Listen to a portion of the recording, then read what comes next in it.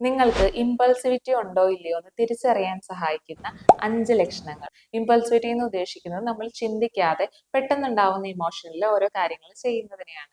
മലയാളത്തിൽ വേണമെങ്കിൽ എടുത്തുചാട്ടം എന്നൊക്കെ പറയാം. Number 1, reckless decisions.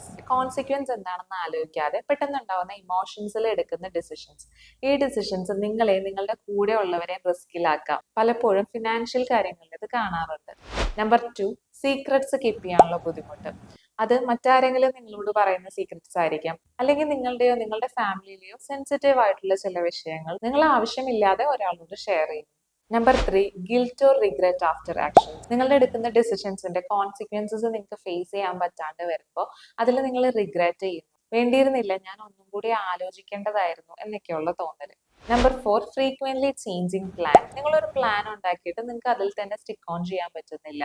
ഫ്രീക്വന്റ്ലി നിങ്ങളത് ചേഞ്ച് ചെയ്തുകൊണ്ടിരിക്കുന്നു. അതുകൊണ്ട് നിങ്ങൾക്ക് മാത്രമല്ല, നിങ്ങളുടെ പ്ലാൻ വിശ്വസിച്ച് നിങ്ങളുടെ കൂടെ നിൽക്കുന്ന ആളുകൾക്കും വളരെയധികം ബുദ്ധിമുട്ടുണ്ടാവും.